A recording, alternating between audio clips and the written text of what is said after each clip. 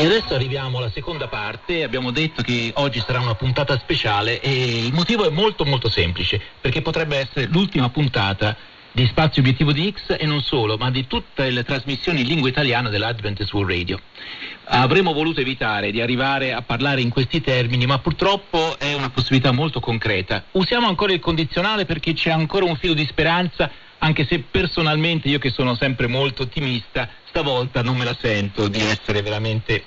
Però ancora non è detta l'ultima parola, quindi che dire, sin da adesso vi diciamo, amici in ascolto, la settimana prossima per noi è un grande punto interrogativo e quindi vi terremo informati anche attraverso la nostra pagina Facebook di Spazio Obiettivo di X. Graziano ci farà un ottimo servizio in questo senso.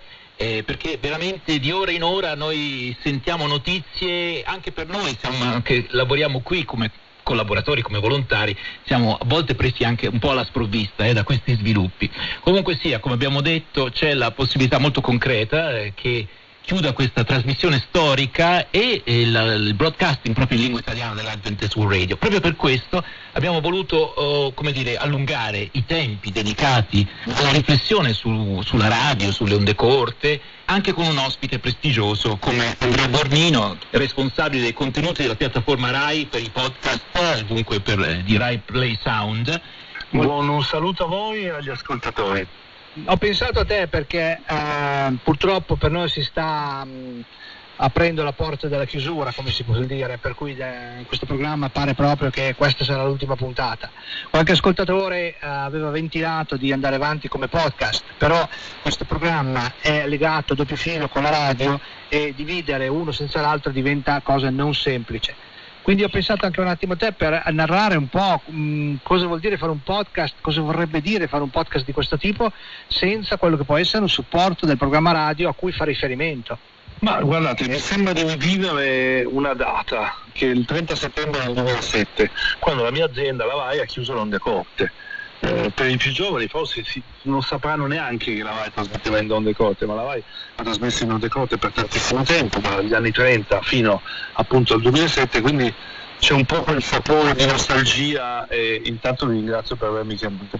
Secondo me sono due cose completamente diverse. Questo programma aggregava perché permetteva, e basta vedere le foto che apparivano sul vostro gruppo Facebook, di cogliere gli ascoltatori radiofonici dei momenti più diversi. Chi stava in spiaggia con il portatile, chi era a casa con un antico ricevitore degli anni 50, i vari radioamatori. Io vedevo le radio dei radioamatori sintonizzate su un programma in banda broadcasting, lo trovavo fantastico. I radioamatori sono personaggi strani, non ascoltano il broadcasting di solito, fanno la loro attività di radioamatori. Questo programma aveva l'unicità, grazie al lavoro che aveva fatto Roberto Scamorone e anche la sua storia di questo programma, aveva l'unicità di attrarre un pubblico più vario. Io non penso che un podcast potrebbe fare lo stesso lavoro. Si potrebbe provare e lì ci sarebbe un grande lavoro di diffusione, perché qual è il problema del podcast in verità? È far sì che l'ascoltatore trovi il contenuto nel luogo giusto. Forse andando a veicolare sui canali social e pubblicando la puntata così come veniva fatta in audio per le onde corte e farlo su YouTube, su Spotify, su tutte le piattaforme, probabilmente una parte del pubblico si recupera. Però devo dire la verità, ma è quello che io penso, la magia della radio è un'altra cosa. Ecco, Andrea Bornino, ne approfitto per chiedere, tu hai citato poco fa la RAI, ma prima della RAI e dopo la RAI sono varie le emittenti nazionali, internazionali che hanno rinunciato alle onde corte, evidentemente perché non aveva più quell'appeal che aveva una volta, e indubbiamente le cose stanno così. Però abbiamo sentito nella prima parte di questa trasmissione anche diversi ascoltatori che dicevano no, ma attenzione, speriamo che voi non andiate in questa direzione perché è una direzione sbagliata, perché i tempi sono particolari. Ecco, dal tuo punto di vista c'è ancora una ragione d'essere per le onde corte? È uno sbaglio abbandonare queste frequenze, insomma? Allora, dunque, è una risposta complessa. Immagino. Diciamo che stiamo vivendo momenti complicati, cioè non si è mai parlato tanto di guerra e di conflitti come in questo momento. e abbiamo visto dall'inizio della guerra in Ucraina, dall'invasione russa dell'Ucraina, che le onde di colpo sono ritornate sul panorama internazionale. Cito i programmi della BBC fatti in fretta e furia per l'Ucraina, o cito i programmi fatti un anno fa, a novembre, per Gaza, sempre fatti dalla BBC. Tra qualche giorno racconterò su Radio 3 la storia delle radio in Afghanistan, che dall'avvento dei talebani sono state quasi tutte chiuse le radio libere, e oggi l'unico modo che hanno gli afghani per informarsi, per ricevere qualcosa di indipendente non legato al governo, è accendere una radio onde corte.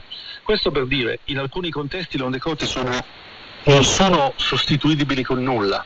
Laddove non c'è libertà di stampa, c'è censura, c'è un controllo dei media da parte dello Stato, le onde corte superano i confini in una maniera così unica. Certo, si può usare il jamming per bloccarle, ma è molto costoso. Lì le onde corte diventano uno strumento vitale. Là dove in un paese come il nostro, e forse come tutta l'Europa, le onde corte iniziano ad avere un utilizzo e un costo, a questo punto io adesso mi metto dalla parte di chi trasmette, quindi deve fare l'investimento sulle piattaforme, che forse non vale più la candela, nel senso, i tuoi ascoltatori ti possono ascoltare anche in altri modi, mi viene in mente il satellite, mi viene in mente internet, eccetera eccetera. Questo per dire che secondo me è il contesto che fa sì che le onde corte siano o non strategiche. Certo che è un grande dispiacere, è un grandissimo dispiacere, perché tra l'altro siamo in un momento tecnologico in cui invece le onde corte costano sempre meno, sono sempre più performanti, ma vediamo le stazioni che chiudono, quindi è un gigante dispiacere, ma non posso, da uomo che lavora nella radio da oltre quasi 30 anni, non posso non pensare che ci sia anche una componente strategica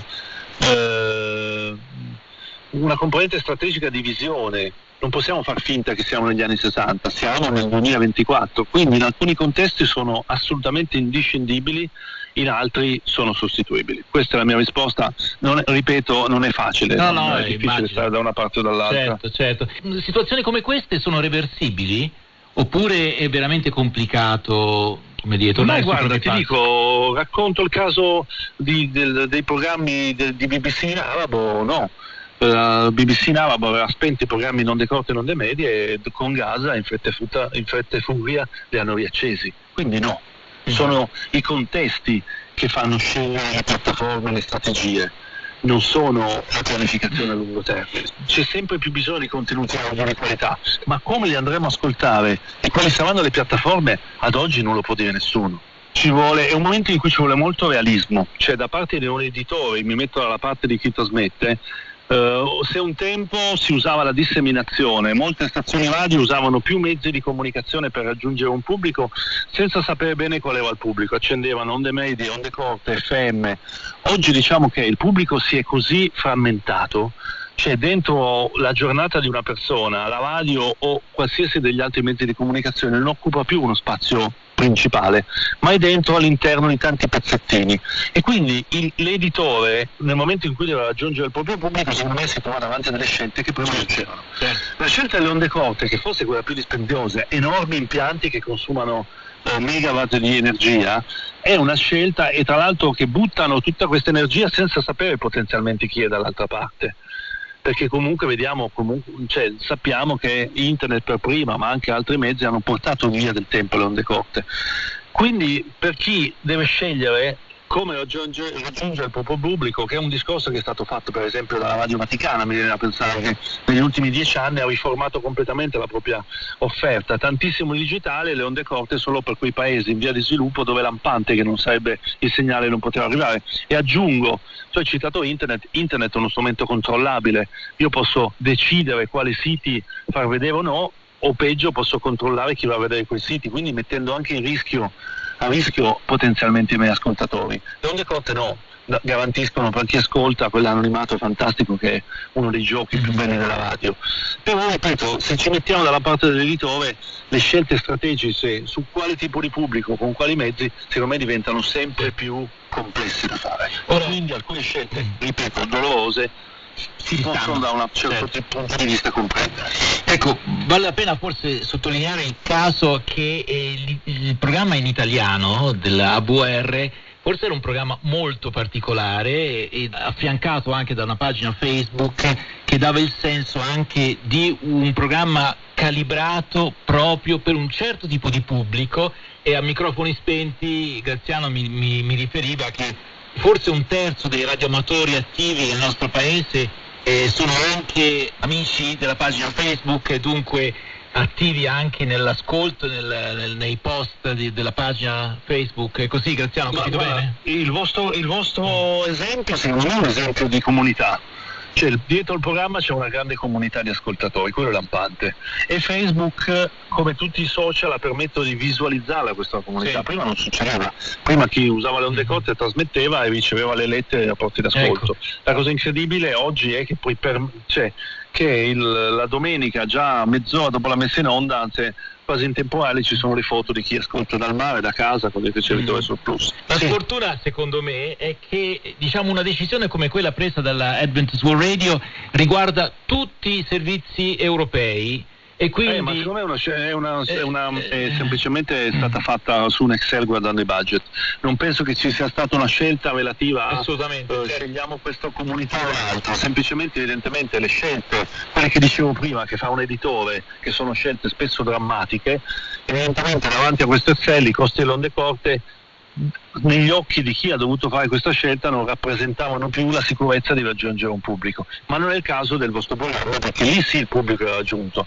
Però appunto non voglio, in questo non ho gli strumenti per commentare se è stata una scelta giusta o sbagliata, non è il mio lavoro. Anche perché sicuro, c'è ancora un piccolo filo di speranza, perché, anche se non vogliamo. Io sarei il primo a essere felice e vi ringrazio di avermi dato questa possibilità di parlarne.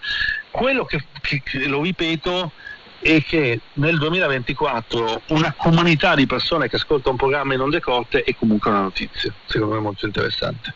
E non sono appunto i cittadini dell'Afghanistan che non hanno accesso all'informazione, sono persone in un paese libero e democratico che decidono di ascoltare un prodotto usando quel tipo di piattaforma. Quindi ci farai un programma per la RAI su questa cosa? Tutto così, stiamo scherzando ovviamente. Volevo aggiungere una cosa. Innanzitutto, Andrea, io ho pensato a te perché so che tu conosci, probabilmente la persona che conosco e che conosce meglio la materia e che ne parla in una maniera abbastanza trasparente e senza partito preso, come si dice in gergo, per cui mi fa piacere sentire questa tua disquisizione. Va sottolineato un ultimo aspetto che secondo me non è male.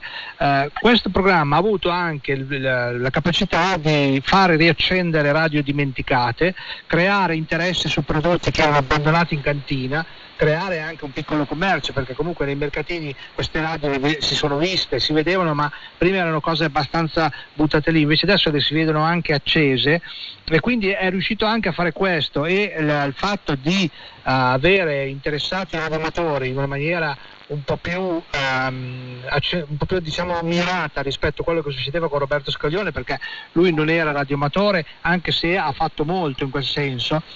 Secondo me questo è stato un cocktail che sarà molto difficile da replicare, e io spererei che le cose vadano avanti, ma credo che la tua analisi non dia assolutamente alcun dubbio su quello che è il futuro di questo tipo di programmi. No, ma io non voglio essere pessimista. Hai citato una cosa interessante, che questo programma ha fatto rinascere un ascolto collettivo, cioè le foto delle radio accese nelle fiere è una cosa che io non mi sarei mai aspettato. C'è l'idea che alla fiera, che uno va lì per fare appunto un atto consumistico e anche un po' di PR con gli amici radioamatori, lì che la domenica mattina sta ascoltando tutti assieme il programma, devo dire, forse quello è stato anche grazie al lavoro di Roberto, che devo dire è stato molto bravo a disseminare questo programma. È una roba unica, però purtroppo appunto sulle scelte strategiche di un editore io non mi sento di commentarle in maniera né positiva né negativa. Ci saranno state delle valutazioni che sono state fatte, è un peccato, questo non posso non dirlo. Certo. Allora, e con queste riflessioni io vorrei anche di nuovo sottolineare il fatto che questa settimana abbiamo ricevuto un rapporto di ascolto da un ragazzo di 13 anni e da una persona, non so di che età abbia, che ha un PhD. E questa secondo me è una cosa straordinaria. Beh, sì, una cosa bellissima. È un comunque già un bel risultato. Sì.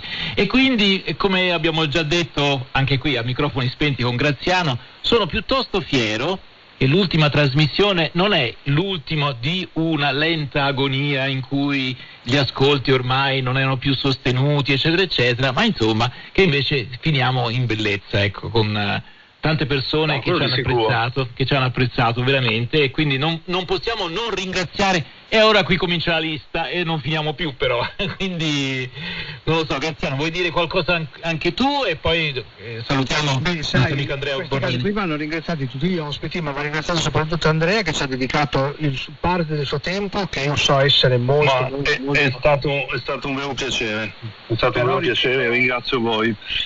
Sei personaggio inserito nel mondo radiofonico, in più fai radioascolto, fai podcast sul mondo radio, ti sei occupato delle number station che ritornando alle onde corte sono ancora operative oggi proprio perché sono inidentificabili da chi li ascolta, quindi hai un insieme di competenze che eri la persona giusta.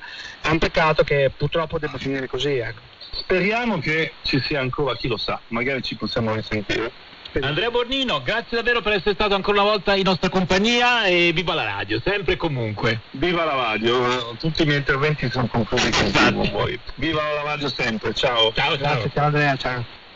E dopo aver salutato Andrea Bornino, lo ricordo, responsabile dei contenuti della piattaforma Rai per i podcast, Rai Play Sound, io voglio salutare Graziano Braga, che è stato assolutamente centrale per questi ultimi 2 anni di trasmissioni delle Adventist World Radio. Senza Graziano non era possibile assolutamente andare avanti dopo la morte prematura di Roberto Scaglione, e quindi Graziano, come dire, hai costruito anche te un piccolo pezzetto della storia della radio italiana, anche questo lo segnalerei, quindi davvero un grande grazie, anche perché tutto il nostro lavoro è stato fatto su un piano di assoluto volontariato, quindi al di là della passione, questo ci permette anche di, come dire, salutare i nostri amici ascoltatori con anche una certa serenità, insomma, perché non c'è di mezzo il nostro lavoro che continua a svolgersi in altre modalità, insomma, ma ecco, comunque abbiamo fatto tutto quello che abbiamo fatto con passione. Io non sospettavo che sarebbe stato così bello e interessante, Graziano,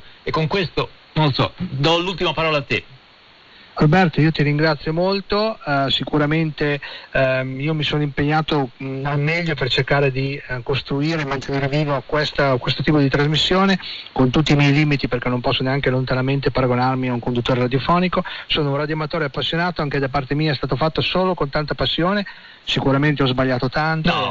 No, hai sbagliato pochissimo. A questo punto speriamo veramente che succeda qualcosa di strano e di risentirci ancora domenica prossima. Non si sa mai, un colpo di scena. E vi dico che Facebook rimarrà attivo, io vi continuerò a seguire per un po' di tempo ancora, quindi ecco, forse le cose da pubblicare, pubblicatele, che io continuerò a vederle, non so mai in futuro cosa può capitare. E poi naturalmente date un'occhiata sempre alle pagine Facebook di Spazio Obiettivo X, soprattutto nei prossimi giorni, dove vi terremo aggiornati sugli sviluppi, perché insomma c'è ancora un po' di discussione in corso, anche se onestamente penso che ormai la decisione conclusiva è prossima a venire, insomma, quindi però domenica prossima date un'occhiata alle frequenze 9610 kHz e staremo a vedere cosa succede. E per quanti tra voi hanno gradito nelle nostre trasmissioni anche la seconda parte, quella del buongiorno con l'edicola RWS, ricordo che potrete continuare ad ascoltarci sul nostro sito hopemedia.it, dove troverete tanti podcast